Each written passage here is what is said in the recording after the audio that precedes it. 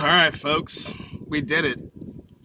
We made it through the election process to have a president-elect, and as expected from every election before, a lot of people are happy, a lot of people are mad, and a lot of people in the middle are sick of both sides.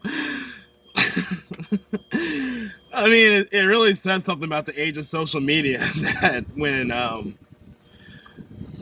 a side doesn't get what they want, they just pick up their bags and leave. That's what is so crazy to me, because when I look back at 2016 and I gave my little tough love post to Democrats, buck up. You guys got to build up and you guys can have the presidency back in 4 years. And that's exactly what they did. In 2 years, they bucked up and they took the House, and then they bucked up for the presidential election and they won. So what's the result of that?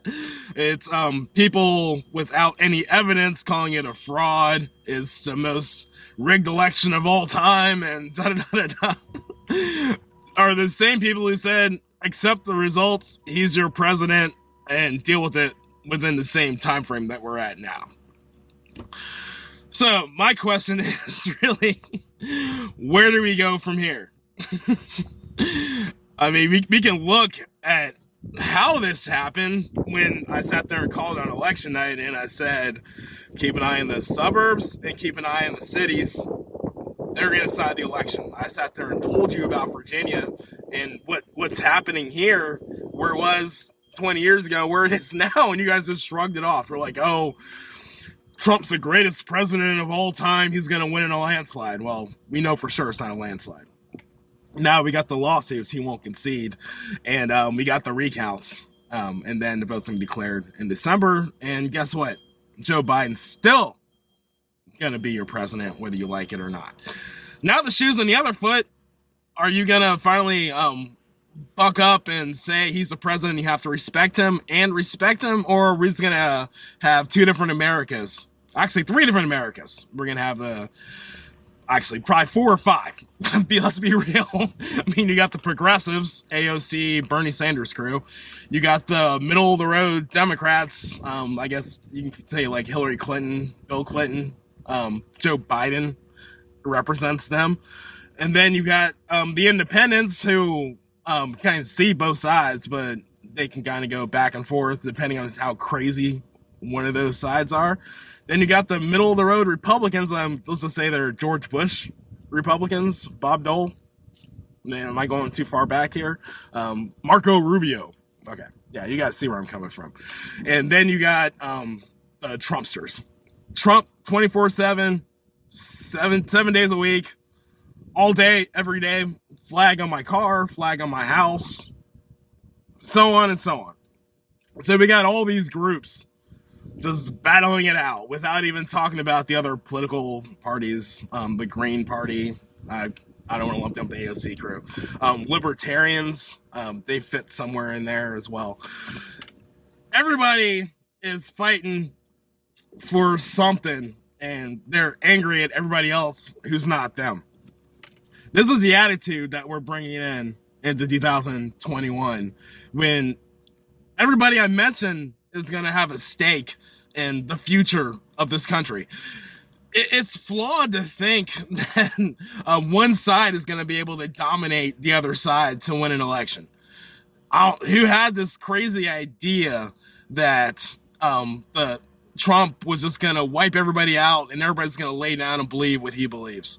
Who had the crazy idea that even though the Democrats are unified to get Trump out, that everybody was just going to lay down and just vote for them? People have different reasons for voting. That doesn't mean they're racist. It doesn't mean that they hate what you believe in. It doesn't mean they don't care about the suffering of black people. The entire country is in pain. With pain, people take in pain different ways. Now, you can look at the farmer. The farmer's in pain from all the tariffs, and now he's fighting for his life, so a corporation doesn't take his farm. You can look at the youths in the cities, the black men who are in pain from the fear of their next traffic stop being their last time taking a breath on this earth. The lady in New York is in pain because she has to work 3 or 4 jobs just to survive the cost of living. We have all of these issues balled up, and we're going to throw them into categories: liberal, conservative, progressive, libertarian. And we think we can solve all this by voting for one man to be president of the United States of America. First of all, we got the presidency, which has no power over spending. And then you have Congress that's split up into 2 branches, the House and the Senate. But we don't want to talk about these things. We like balling everything up into one digestible pill so that we can get our points across. But we're not getting our points across. We're just demonizing people. Oh, I don't want AOC. Oh, I don't want Pelosi.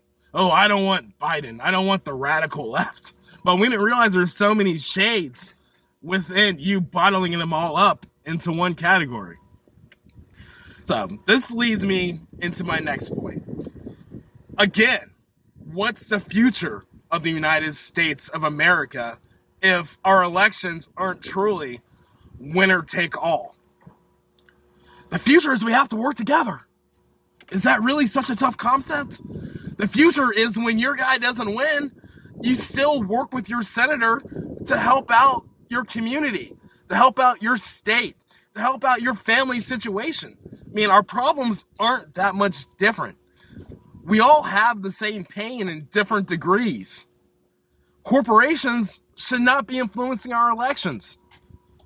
We can all agree to that. I don't see what's so hard about that. If you put that on paper without having the name Trump, Joe Biden, or Nancy Pelosi on it, that's what would happen. Everybody would be like, that's wrong. Let's not do that. Let's try another one. We should all feel safe driving down a highway without a bridge collapsing. We should all feel safe living near a dam, knowing that it was taken care of and it's not going to flood out my community. So if I put that on paper for you without a politician's name next to it, 100% of Americans will raise their hand and be like, yes, that's what I'm for. See, this is the America that I want. This is my problem with the Democrats and the Republicans. If you break down the most basic issues of should we have more government or less government, I'm going to lean to the right, but they're too crazy for me right now. I mean, leading with social issues like religion, abortion, and gun rights, that's not a winning strategy. We saw it. We saw it on election day when this country was still 50-50 after scaring them to death that the liberals are going to come in and take over their streets. No one believed that. The people who did believe that are your base. You need more than your base to win federal elections. Yeah, you'll get your House seats. That's great. But what about the Senate? What about the presidency? I mean, we see it every year. Senate's about 50-50. We'll find out after the Georgia runoffs. The presidency, the popular vote, it wasn't that great for the Democrats. Yeah, they're ahead of the most votes in history, but guess what? Trump has the second most votes in history. Are we going to get it together? Are we going to figure it out? Or are we just going to go ahead and bludgeon each other thinking that's going to solve anything? Are we just going to run around and point out, oh, he's not wearing a mask, that's a hypocrite, instead of holding our government accountable for the mess that we're in? Republicans, you want me back? Start acting like it. There's a lot more people like me who are pissed off at the way that you're acting by not being conservative. This isn't a game. If you keep doing this 50-50 crap, nothing gets done, we're going to be in the gutter. Or we can compromise. My name is Cal Finey King. Thank you for attending my Jeep Chat.